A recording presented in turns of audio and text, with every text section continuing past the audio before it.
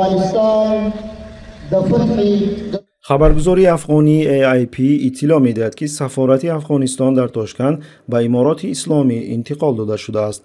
جانب ازبکستان در این باره تا حال اطلاع رسمی نداده است.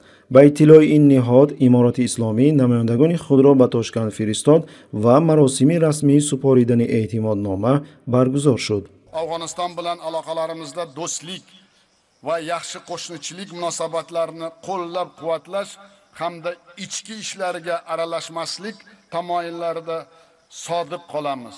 6 ماه قبل از این وزارت کارهای خارجه افغانستان مولوی مغفورالله شهاب را به حیث نماینده سفارتخانه افغانستان به تاشکند فرستاده بود. خبر داده می شود که مولوی در این وقت جانشین سردار شعبه سیاسی کار میکرد. بعدتر خبر داده شد که وزارت کارهای خارجه افغانستان مولوی مغفورالله شهاب را اجرا کننده وظیفه سفیر تعیین کرده است. Taliban O'zbekiston bilan ijobiy munosabatlar bo'lishdan manfaatdor, chunki O'zbekiston bir o'rta muvozanatni ushlagan, diplomatik demak aloqalarni yo'lga qo'ygan davlat hisoblanadi. یادداشت میکنیم که چند روز قبل روز 30 ینور در یک مراسم در شهر پکین سی جین پین اعتمادنامه سفیر طالبان اسدالله بلال کریمی را قبول کرد.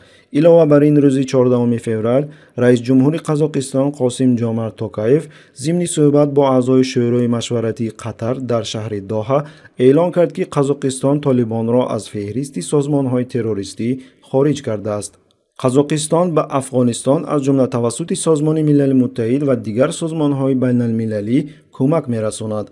در چهارچوب تلاش‌های رشد همکاری‌های اقتصادی با این کشور، قزاقستان طالبان را از فهرست سازمان‌های تروریستی خارج کرد. ما باوری داریم که این اقدام در برابر سعی و کوشش ما برای تأسیس مرکز منطقوی سازمان ملل متحد عاید به رشد مقصدهای استوار در شهر الماتا به همگرایی من بعد این کشور به جامعه جهانی مساعدت خواهد کرد، گفت توکایف.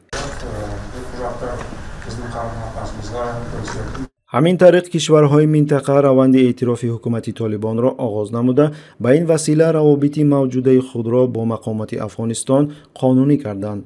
کارشناسان قید می‌کنند که عامل اصلی اعتراف طالبان از سوی کشورهای آسیای مرکزی چین میباشد که در افغانستان منافع جدی اقتصادی دارد. چین یو لوی هیواد زموږ په ګاونډ کې مهم هیواد ده، مخ په وده هیواد اقتصادي رشد کوي. همو په افغانستان کې زیربنا او جوړولو ته ضرورت لرو، پانګه واچونې ته ضرورت لرو، تجارت ته ضرورت لرو. له جنګ نه نوي راوتلي یو، نو د ټولو هیوادونو سره اړیکې غواړو، خصوصا له چین سره ډېرې پیاوړې او د اعتماد